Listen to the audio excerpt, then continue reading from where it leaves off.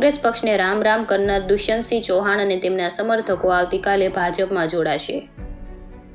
ગાંધીનગર ખાતે મુખ્યમંત્રીના નિવાસ સ્થાને શહેરાના ધારાસભ્ય જેઠા ભરવાડની ઉપસ્થિતિમાં મુખ્યમંત્રીને મળ્યા બાદ દુષ્યંતસિંહ ચૌહાણે ભાજપમાં જોડવાનો લીધો નિર્ણય.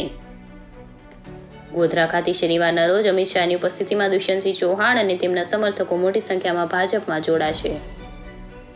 કોંગ્રેસમાંથી દુષ્યંત ચૌહાણ સહિત તેમના સમર્થકોએ 2 દિવસ પહેલા રાજીનામું આપ્યું હતું.